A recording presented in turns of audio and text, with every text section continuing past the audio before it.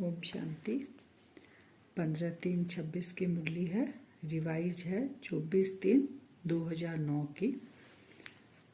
बाप दादा द्वारा मिले हुए खजाने को स्वयं में समाकर कार्य में लगाओ, अनुभव की अथॉरिटी बनो। जो शिव बाबा का खजाना है वो हम बच्चे हैं, तो हमारा भी सारा खजाना हमारा हुआ वर्षे के रूप में। तो बाबा कह रहे हैं उसको यूज कर कर अथॉरिटी अब बनो, माने अधिकारी बनो। तो बाबा खजाने बताए हैं। 5 खजाने क्या क्या है। पहला खजाना है बड़े ते बड़ा ज्ञान धन का, जिससे हमें मुक्ति और जीवन मुक्ति की प्राप्ति होती है। पहला हुआ ज्ञान। दूसरा है योग का खजाना, जिससे हमें सर्व शक्तियों की प्राप्ति होती है। तीसरा है धारणा करने का खजाना, जिससे सर्व गुणों की प्राप्ति होती है। चौथा है सेवा, जिससे हमें दुआओं का खजाना, खुशी का खजाना प्राप्त होता है। और 5वां है समय। समय का सबसे बड़ा खजाना है, क्योंकि अभी कौन सा समय है? संगम युग का समय है। सारे कल्प में यह संगम का समय अमूल्य खजाना है। इस समय ही बाप दादा और बच्चों का मधुर मिलन होता है। साथ साथ क्या करते हैं, हम मिलन भी मनाते हैं और जमा का खाता अभी हम जमा करते हैं। एक जन्म में अनेक जन्मों का खाता जमा करते हैं। एक जैसा खजाना एक ही समय पर बाबा हम सबको देते हैं, लेकिन बाबा कह रहे हैं धारणा करने में अपना अपना पुरुषार्थ सामने आ जाता है। अपने पुरुषार्थ अनुसार ही प्रारब्ध जमा करते हैं। फिर बाबा कह रहे हैं सर्व को संतुष्ट करने का पुरुषार्थ। पहला है अपना पुरुषार्थ, दूसरा है सर्व को संतुष्ट करने का पुरुषार्थ, तीसरा है तीसरा सेवा का पुरुषार्थ। 3 पुरुषार्थ बाबा ने कहा। एक है स्वयं का पुरुषार्थ करना, फिर मेरे पुरुषार्थ से दूसरे सर्व को हम संतुष्ट कर सकते हैं, और तीसरा है सेवा का पुरुषार्थ। तीनों प्रकार का पुरुषार्थ बाबा कह रहे हैं तुमको जमा करना है।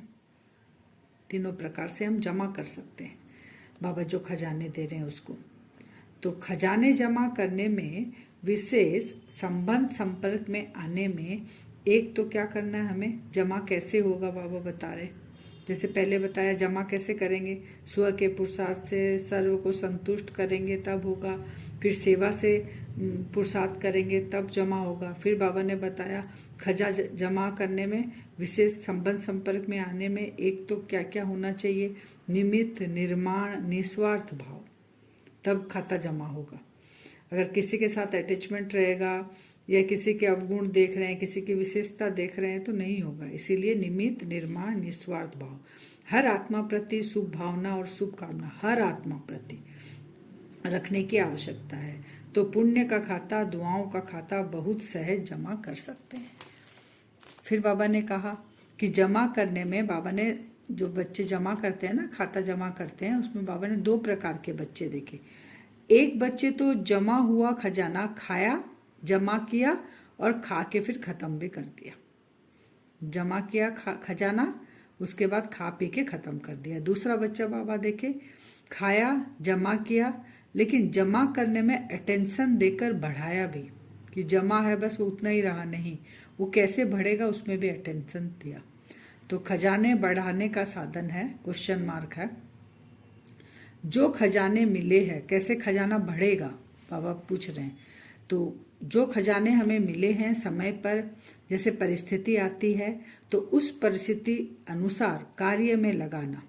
जो कार्य में लगाते स्थिति द्वारा परिस्थिति को बदल सकते हैं, उसका जमा होता है और उसका बढ़ता भी है, क्योंकि हम यूज कर रहे हैं ना। परिस्थिति आई तो उसको, मेरे पास खजाना जमा है, स्थिति पावरफुल है, उसको हम यूज करें और विजयी हो गए तो जमा हो गया हमारा। जो कार्य में नहीं लगाते तो जमा नहीं होता। वो क्या करते हैं, जो उनको जमा का खाता है उसको यूज करेंगे नहीं तो वो बढ़ेगा नहीं, और जो बचा हुआ जो जमा करके रखें वो खुद ही खा लेंगे तो खत्म हो जाता है। तो समय पर लगाएंगे तो अनुभव की अथॉरिटी होती जाएगी, क्योंकि हर परिस्थिति में हम वो स्थिति को बार बार यूज करेंगे तो हम क्या होंगे, पावरफुल स्थिति में स्थित हो जाएंगे। वो अनुभव की अथॉरिटी हम बन जाएंगे, क्योंकि बहुत बार हमने पास किया है। क्योंकि बाबा कह रहे हैं अभी चांस है बढ़ाने का, इसके बाद और चांस नहीं मिलेगा, एक ही बार मिलता है हमें, एक जन्म का 21 जन्म का यहीं जमा करना है। फिर बाबा ने कहा मुरली द्वारे ही खजाने मिलते हैं और कोई तरीका नहीं है बाबा, मुरली से ही तो हमें ज्ञान योग धारणा सेवा चारों सिखाते हैं। तो बाबा कहते हैं हम दो प्रकार के बच्चे को देखते हैं जो मुरली सुनते हैं, एक तो है खाली सुनने वाले और दूसरे हैं सुनकर समाने वाले। फिर बाबा ने कहा जो केवल सुनने वाले हैं ना, वह समय पर काम में नहीं ला सकते हैं क्योंकि उन्होंने अनुभव ही नहीं किया है, और जो समाने वाले हैं वो कार्य में लगाते हैं, उस अनुभव को, उस खजाने को कार्य में लगाते हैं। और जो खाली सुनने वाले वो हर परिस्थिति में हलचल में आएंगे, और जो समाने वाले हैं वो हलचल में नहीं आएंगे क्योंकि वो भरपूर होगी आत्मा। बाबा ने कहा खजाने के मालिक खजाने को कार्य में लाता है। अगर हम खजाने के मालिक बने ना, क्योंकि बाप से वर्षा मिला है, बाप के बच्चे हैं, तो हम मालिक हो गए। तो सर्व खजाने बाप ने वर्षे में दिया, तो जितना भरपूर होगा खजाना उतना ही हमारी क्या अवस्था कैसी होगी, अचल अडोल होगी, खजाने से भरपूर होंगे। कोई चीज भरपूर होती है तो अचल अडोल होती है, हलचल नहीं रहता है उसमें। फिर बाबा ने कहा अभी नहीं तो कभी नहीं, ये कहावत है ना, क्योंकि इस समय अगर नहीं करे तो फिर हम कल्प कल्प का वही नूद हो जाएगा। ये संगम समय के लिए ये गायन है, जिसका जितना भंडारा भरपूर है उसके। अब कैसे पता चलेगा, बाबा बता रहे हैं संगम पर जिसने अपना भंडारा भरपूर किया है कैसे पता चलेगा, उसके नयनों से, चलन से, चेहरे से मालूम होता है। कैसे पता चलेगा, खिला हुआ गुलाब जैसे होता है ना, तो वैसे हर्षित और बाबा कहते हैं खुश मिजाज रहेगा, नैनों से रूहानियत दिखेगी, चेहरे से मुस्कुराहट और कर्म से हर एक गुण सभी को अनुभव होता है। इससे पता चलेगा वो आत्मा खजाने से भरपूर है। आप विश्व की आत्माएं सभी यही चाहती है कि कुछ न कुछ आध्यात्मिक शक्ति मिल जाए। सब अभी क्या किस तरफ ध्यान दे रहे हैं, आध्यात्मिक शक्ति की तरफ। तो बाबा कह रहे हैं आध्यात्मिक शक्ति के दाता कौन है। बाबा कह रहे हैं आप ब्राह्मण आत्माएं हो, क्योंकि आप होलीएस्ट हो, हाईएस्ट हो, रिचेस्ट हो, तो आप हो गए दाता। तो आपको ही देना है। जो आत्माएं सब पुकार रही है आध्यात्म की, और अपने नजर डालकर रखें कि कोई आएगा हमें बताएगा, तो बाबा बोले वो दाता आप ही हो, होलीएस्ट, हाईएस्ट और रिचेस्ट। तो बाबा कहते हैं होलीएस्ट आप इतने हो कि विधि पूर्वक पूजा अभी लास्ट तक भी आपकी होती है। ऐसी पूजा कोई भी धर्म आत्माओं की, महान आत्माओं की नहीं होती। बाबा कह रहे हैं आप ब्राह्मण आत्माओं का एक जन्म का खजाना गारंटी 21 जन्म चलना ही है। यह अविनाशी खजाना मिला है, तो इसीलिए इतना खजाना मिला तो हम क्या हो गए, रिचेस्ट हो गए, पूरे कल्प के रिचेस्ट हो गए। फिर बाबा कह रहे हैं आज विश्व को खुशी, शक्ति और स्नेह की आवश्यकता है, तो कौन देगा, आप ब्राह्मण आत्माएं। अभी मनसा से शक्तियां, वाचा से ज्ञान और कर्मणा से गुणदान उनको देना है। ब्रह्मा बाबा ने 3 शब्द सौगात में दिए हमें। लास्ट समय में बाबा ने कहा निराकारी, निरहंकारी, निर्विकारी, तो ये तीनों शब्द में हमको स्थित होना है। फिर बाबा कह रहे आप विश्व के आगे आशाओं के सितारे हो, तो सबसे सहज पुरुषार्थ है। फिर बाबा ने क्लियर किया कि सबसे सहज पुरुषार्थ कौन सा है, स्नेह का। स्नेह में आप सभी अपने को स्नेही समझते हो। हम कौन है, स्नेही आत्मा है, बाबा के स्नेह में है हम।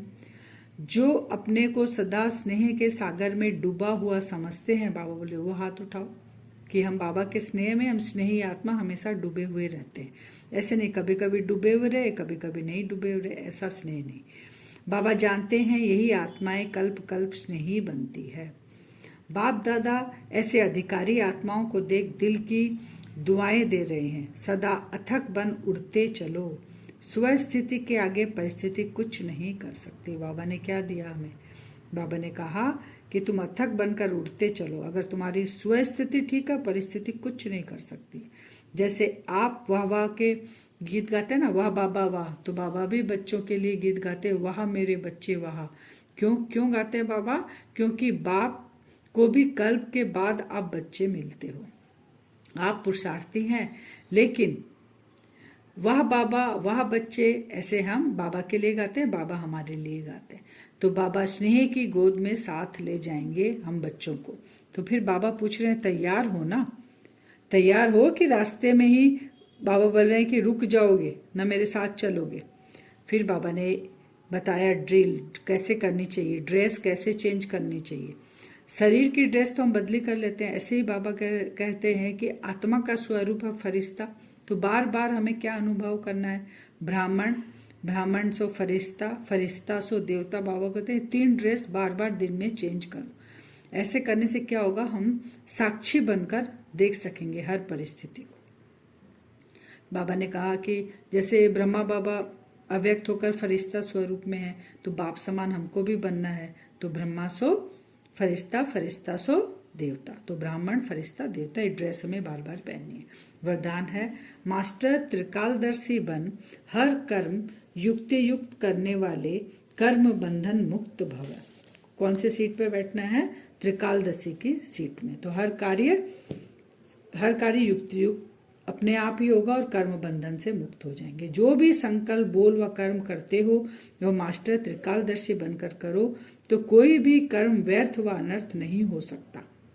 त्रिकालदर्शी अर्थात साक्षीपन की स्थिति में स्थित होकर कर्मों की गुह्य गति को जानकर इन कर्म इंद्रियों द्वारा कर्म करो। ये बाबा हमें कह रहे हैं। स्लोगन है, जिनके पास हद के इच्छाओं की अविद्या है वही महान संपत्तिवान है।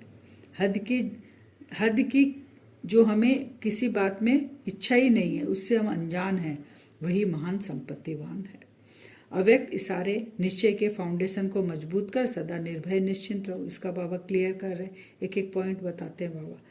जैसे पहरे वाला चौकीदार अगर शस्त्रधारी होता है और उसको निश्चय है कि मेरा शस्त्र दुश्मन को भगाने वाला है, हार खिलाने वाला है, तो वो कितना निर्भय होकर के चलता रहता है।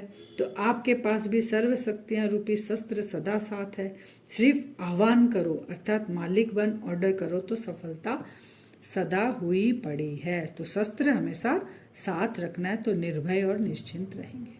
ओम शांति।